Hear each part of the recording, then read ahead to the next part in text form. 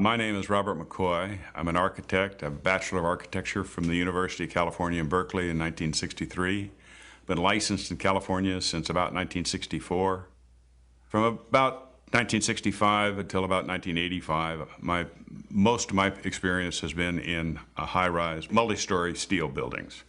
The first major high-rise building that I was involved with was the headquarters for Pacific Gas and Electric Company in San Francisco. It's a 34-story building, about 1,250,000 square feet in the high-rise portion, about the same time that that the World Trade Center was designed and built in New York. In fact, we corresponded with the Yamasaki's office at the time to discuss certain aspects of their building and ours. Both buildings were designed, for instance, to resist the impact of an airplane flying into them. While with that firm in San Francisco, Hertzka Knowles, I also participated in the design of 575 Market Street, a building for Standard Oil, one of their headquarters buildings. It was 44 stories. 100 Pine Street, which is 34 stories. And following PG&E, I finished up the final design, redesign, and construction of the St. Mary's Hospital and Medical Center in San Francisco. Following that stint, I was in private practice for a period when William Pereira acquired my firm to give him a presence in San Francisco. He had a couple of high-rise buildings to do, one of which was One Sansom, which was initially designed as a 54-story building, subsequently reduced to about 44 stories when Citicorp came into the project. As those buildings were getting underway, I was needed in Los Angeles and relocated to Southern California, where I was the project director and chief operating officer for the joint venture for the design and construction of the Tom Bradley International Terminal at Los Angeles International Airport. That building is about 1 million square feet. It depends upon where you measure it, but it's a good, solid 5-story steel frame building. A given footprint on the departure level, for instance, is in excess of 3 football fields side by side. It's a pretty good size open-air steel frame building. Those buildings in New York have a very strong exterior skin. The columns are 3'4" on center, and they're about 14 inches wide. There's about a 42-inch spandrel at each floor of steel. So the net opening where the window is, by the time you discount the fireproofing and the rest of it, is 40 or 50% of the exterior skin. When those planes hit those buildings, they were shredded the moment they started into the building. Most of the fuel, most of the plane was torn apart as it went through the outside skin. I've seen photographs since that show that the columns and some of the beams were severed in the North Tower, which was, I guess, not surprising considering the force of the impact, the weight of the plane, and the speed. But the diagrams that I've seen shown that those planes were that everyone else has concluded the same thing I had. The planes were shredded. The fireball was on the outside. The impact, shredding the plane, will create enough heat to explode that fuel. And that fuel moving at 550 miles an hour as it goes through, as whatever's left going through the building or on the outside is seeking oxygen to explode and burn. It was gone in moments after it hit the building. So in rethinking it, I discovered that there were others who had similar thoughts. And that's when I came across Architects and Engineers for 9/11 Truth. Let's talk a little bit about the impact on the 2 towers. On the North Tower, the plane looks to me like it took out about 60 columns or so I read somewhere about 60% of the columns and some of the beams. But the building didn't deform and collapse. The nature of the steel frame for that exterior skin, supporting the exterior wall of those buildings, is a truss. It's a solid truss. You've got columns at 3'4" on center, and you've got 42-inch deep or 48-inch deep spandrels, beams at 12 foot on center, and they're all welded together. They're put together in a group and erected in the building in tiers, 3 floors high, several bays wide. The buildings were solid. They lost columns, they lost beams, but the building didn't collapse.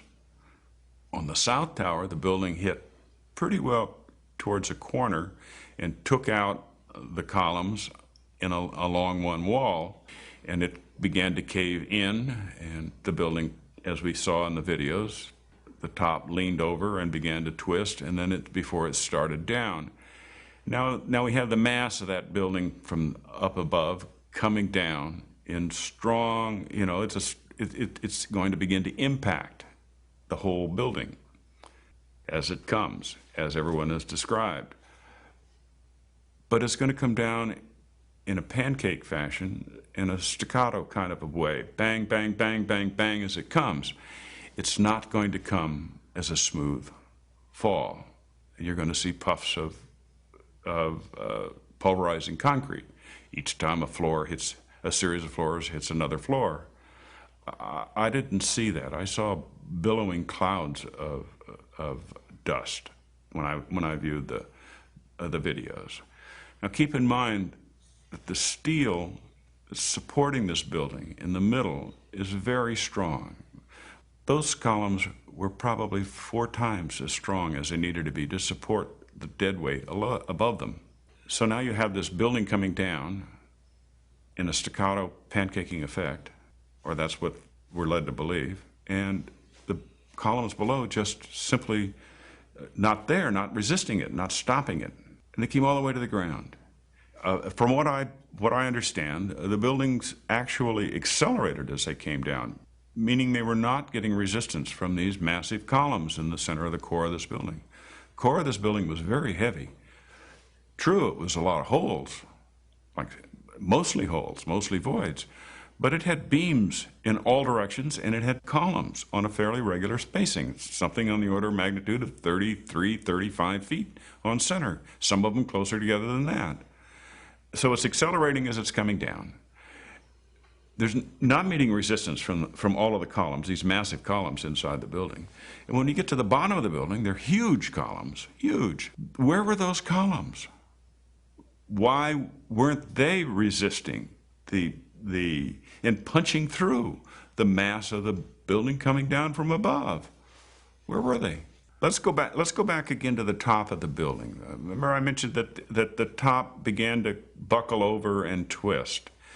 If this building were truly severely damaged at the floors where the plane went through, and came down as an intact block above that, I would have expected that continuation, the twisting and the tipping to have continued.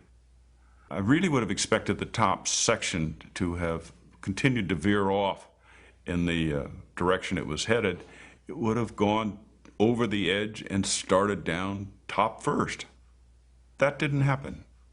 So when we returned to building 1, the first notice of failure appears to be the television antenna on top coming down into the building. It's coming down in the middle of the building where the building is mostly holes for elevators and duct shafts and pipe shafts and that sort of thing.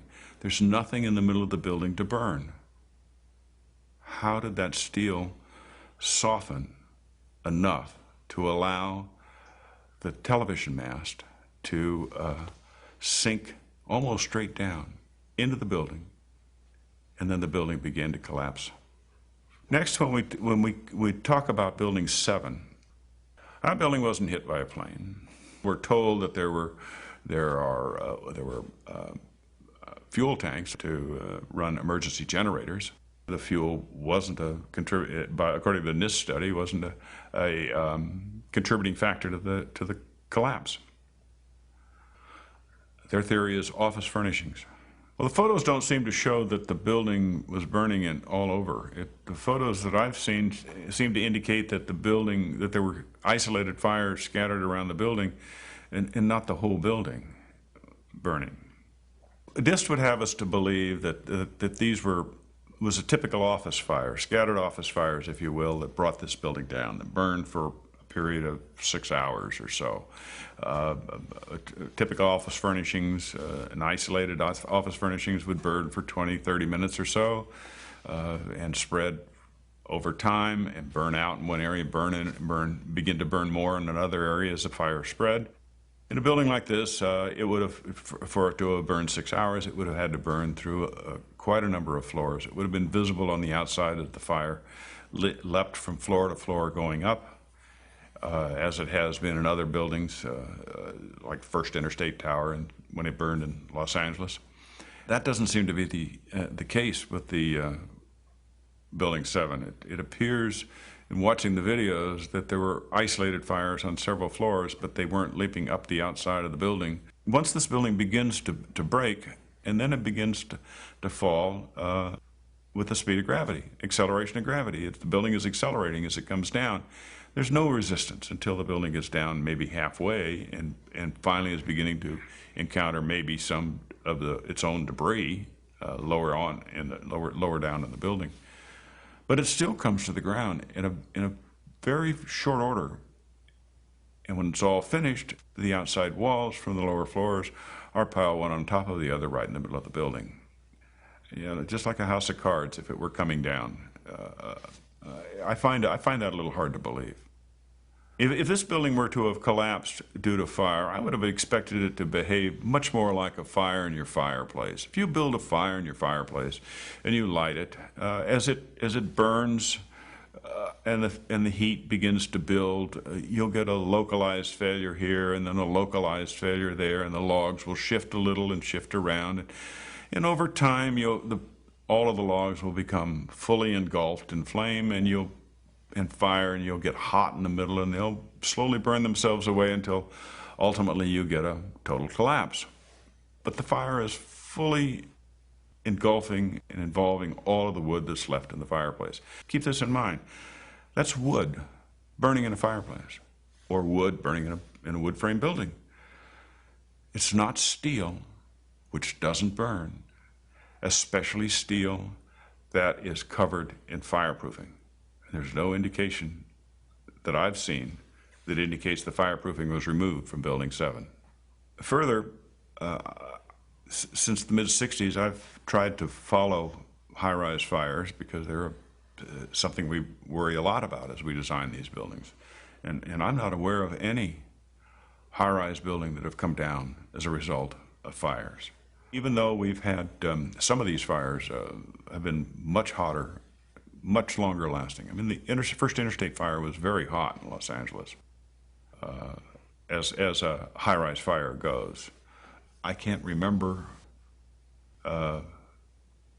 even a partial collapse in any of these buildings that I've watched over the years. High-rise buildings. I started in San Francisco doing high-rise buildings because that was a special interest of mine. I paid close attention to them for the last 45 years, and I think that's probably why I'm still interested in what happened at the World Trade Center. Something about the way those buildings came down doesn't add up in my mind. There was a lot of good work that I've seen in what few things I've seen in this, but when you look at the whole, it's when it begins to fall apart. How can those steel columns, the massive steel columns that they are, supporting that weight of that building, virtually disappear? Why aren't they poking up straight out of that rubble at the bottom of the building?